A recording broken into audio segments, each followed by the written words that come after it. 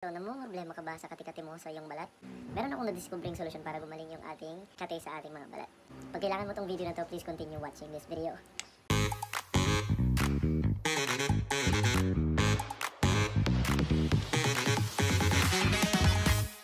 Hey guys, what's up? It's Jess Aquino and welcome back to another video. Long time no vlog tayo, and with today's video guys, meron akong share sa inyo na na-discover ko na pampaalis ng kati sa balat natin. And guys, disclaimer, hindi po ako expert about sa mga ganitong bagay, hindi po ako dermatologist. Gusto ko lang po i-share yung experience ko sa pagsa-search out ko para maalis yung kati sa balat ko. So, short story time tayo. Kung nanonood kayo ng vlogs ko, ay mahilig talaga akong gumawa ng mga video about skincare, and dun pa lang guys, makikita nyo na super ingat na ingat talaga ako sa balat ko. As much as possible guys, hindi ako nasusugat. Kahit meron akong insect bites talagang guys, as in gusto ko, nagagamot ko siya para mga ganon. Usapang balat guys, parang very concerned talaga ako sa balat ko. Ayun, so, wala naman talaga akong allergy. Siguro may allergy man ako, pero hindi ko siya confirm na allergy ko kasi pag kumakain ako ng mga shrimp, ganun kinakati ako, or mga seafood. Pero sa manok, hindi. Ang sabi nila, pag kinakati ka daw sa seafood, paras ka ng, may allergy. Dapat pati sa chicken, para mga ganun. Pero I think, different din yun. Pero wala kasi akong allergy dati. So, ayun guys. And, itong nakarang araw lang guys, is nagkaroon ako ng konting kate. So, ipapakita ko na lang sa inyo. Hips ko mismo, nagkaroon ako ng kate. And, hindi ko alam kung paano nanggaling. Kasi kakatapos ko lang siya mag-shower. Tapos, biglang nagkaroon ng kate. And, kinamot ko lang siya. Kala ko, parang minimal lang. Kasi pag meron akong kate talaga, is ang nilalagay ko is yung Alcampor. Yung yellow na para siyang efficacy. Kasi pag insect bites or mosquito bites, yun yung nilalagay ko. Nawawala ka agad yung bump niya. Initial ko na nilagyan ko ng ganun. And medyo nawala yung bump niya. Tapos, nag-take ako ng cetirizine kasi super kati talaga na. So, in-expect ko the next day talaga is mawawala. Although nawala yung bump, medyo lumit, pero makati talaga siya. So, Tuesday night yun. Then, Wednesday morning, talagang ininda ko siya maghapon. Parang ang sakit-sakit, no? Nanunot yung kati niya eh. It's like, gusto ko siyang kamutin. Pero syempre, ayaw ko nga masugat. So, and guys, nagtanong ako sa mga katrabaho ko. And meron sila mga nabanggit sa akin ng mga products. Di ako mapakali. At umabot ng gabi, dito, Wednesday, is nagtanong na ako sa farmasya. So, ang unang nirecommend sa akin, kasi pinakita ko siya, at nung pinakita ko yung aking is itong nirecommend sa akin, itong sulfur ng Dr. Wong. Ayan. Ewan ko kung nakikita nyo. So, ito ay 10 grams per 100 grams ointment scabicide.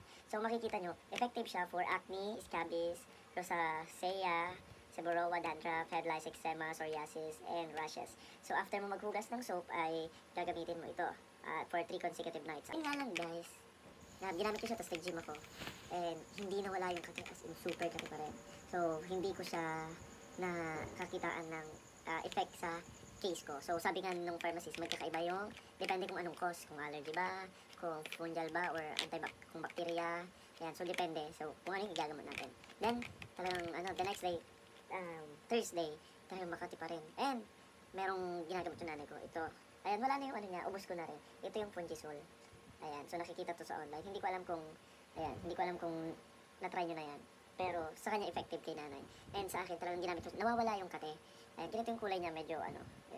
Nawawala yung kate niya, pero parang nanganak pa rin. Pakita ko nanganak, nag-grow eh. Ayan, so na-aburido ako. So, by Friday, nagtanong ako, paano gagawin, ganito, ganyan.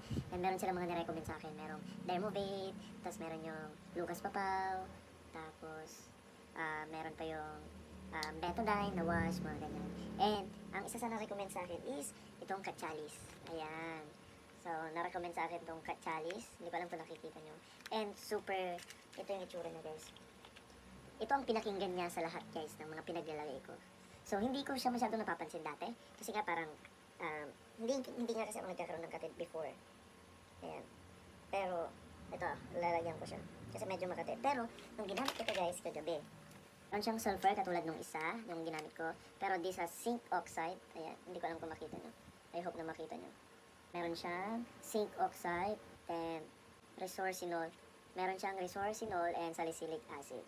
So ito ay ginagamit for prickly heat naman, eczema, dandruff, pimples, ringworm, tinea flava, underarm, odor, athlete's foot, external hemorrhoids, and insect bites. So ito mas marami siya compared doon sa isa na nabili ko. And guys, super effective siya for me.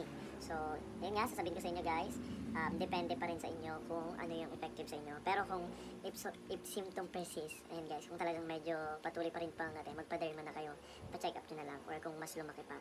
Ayun guys, kasi yung iba kailangan na ng reseta, merong iniinom, tapos meron din mga pinapahid, pero kailangan din ng reseta.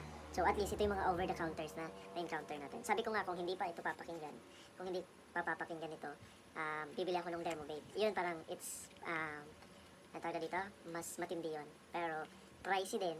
Unlike dito, 30 pesos lang ito. So, ito na tayo, di ba?